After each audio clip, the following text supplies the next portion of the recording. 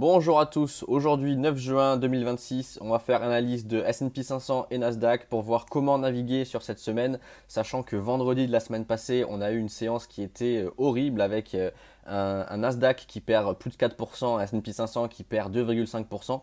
Donc ce genre de chute n'était pas arrivé depuis mai 2025, donc c'était assez violent. Maintenant, on va voir qu'est-ce qui va se passer cette semaine. Est-ce que en fait c'était une correction saine et on va repartir vers des ATH, ou alors est-ce que c'était le début d'une correction qui va être plus violente et plus profonde et qui va nous amener vers des niveaux très très bas. Donc on va voir tout ça aujourd'hui dans cette vidéo. Mais avant de commencer, n'hésitez pas à me suivre sur mon Telegram, c'est 100% gratuit et c'est là où je partage tous mes trades en temps réel. Ça sera beaucoup plus fluide que la chaîne où je poste une vidéo tous les 2-3 jours. Là sur le Telegram, vous allez pouvoir avoir en temps réel quand est-ce que j'achète telle société, telle crypto, etc. Donc sans plus attendre, on va faire l'analyse de S&P 500 et QQQ, donc le Nasdaq. Je vais commencer par le Nasdaq parce qu'il a été plus violent sur la séance de vendredi. Donc on a une chute d'environ on a une chute d'environ 4,5%, même 6% depuis le niveau plus haut. Donc c'est relativement violent et ce genre de séance, c'est pas anodin. Donc on va voir qu'est-ce que l'analyse graphique nous dit sur les prochains jours et qu'est-ce que le price action est en train de nous faire. Donc en fait, ici très simple, on a une résistance, donc on voit le high du 14 mai. Et bien en fait, la séance d'hier, donc lundi 8 juin, on est revenu sur cette résistance. Malheureusement, on a rejeté la résistance, donc honnêtement, ça sent pas très bon. Très clairement, ça sent pas très bon. On a rejeté cette résistance ici, et là on se dirige potentiellement vers le prochain support qui est ici, quoi. Donc les 697. Donc à voir aujourd'hui sur la séance du 9 juin, donc là bon, il est très tôt pour la France et même pour les États-Unis, donc la séance va commencer dans quelques heures. Donc on va voir comment ça se passe, mais est-ce qu'on va reclaim, donc est-ce qu'on va regagner la résistance qui va redevenir support? Ça serait vraiment une très bonne nouvelle pour que on puisse repartir vers de nouveaux ATH. Mais si la séance d'aujourd'hui, on n'arrive pas à regagner cette résistance et qu'on rejette encore, et eh bien là, effectivement, la prochaine zone à aller target, et eh bien, ça va être le support ici, donc le lot du 12 mai et le lot du 19 mai aussi.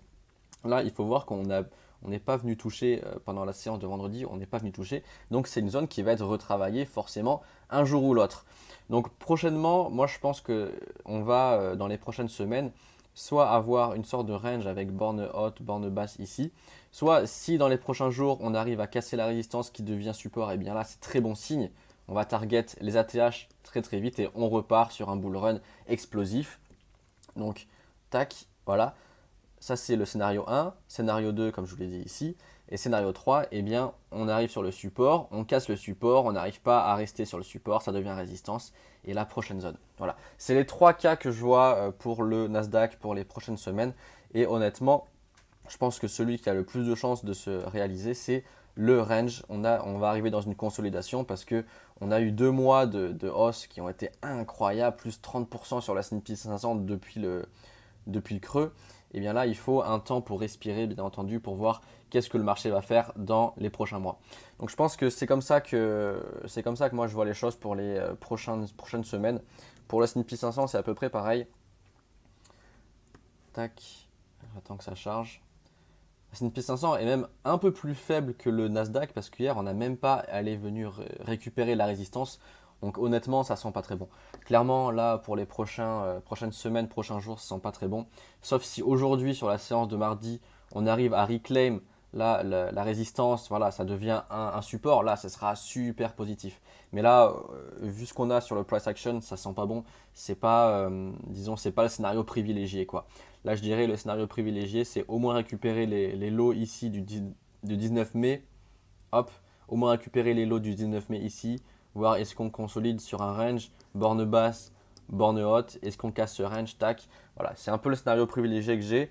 Là, très honnêtement, le S&P 500 est encore plus faible que le Nasdaq. À voir ce qui va se passer pour aujourd'hui, mais honnêtement, faites attention, ne rachetez pas le dip en mode all-in, je suis all-in, rachète tout le dip, ça va exploser et tout. Là, il faut être un peu plus précautionneux parce que là, on a une chute qui nous dit que peut-être que cette jambe haussière commence à prendre fin et donc il faut faire très très gaffe. Voilà. En tout cas, me concernant, on va toujours continuer à investir. On rachète progressivement sur les dips. Là, j'ai 2 sociétés que je veux absolument acheter dans les prochains jours et prochaines semaines. Je vous en parlerai bien entendu, hein. J'en ai même parlé sur mon Telegram. C'est 2 sociétés qui peuvent potentiellement faire un x2, un x3 dans les prochaines années. Donc là, moi, j'attends qu'on ait de la faiblesse sur le S&P 500 et sur le Nasdaq pour pouvoir prendre position. Mais en tous les cas, on va voir comment ça se passe. Je vous tiendrai au courant sur le Telegram, sur la chaîne. Est-ce qu'on break cette résistance et là, on revient vers de nouveau ATH? Ce serait super positif. Est-ce qu'on casse ce support-là et là, on a une correction un peu plus profonde? Donc, prochaine target, c'est les 696 $.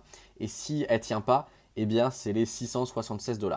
Donc, on verra. On n'en est pas encore là, mais on verra comment ça se passe. Dans tous les cas, je vous tiendrai au courant dans les prochains jours. Et on se retrouve prochaine vidéo. Ciao, ciao!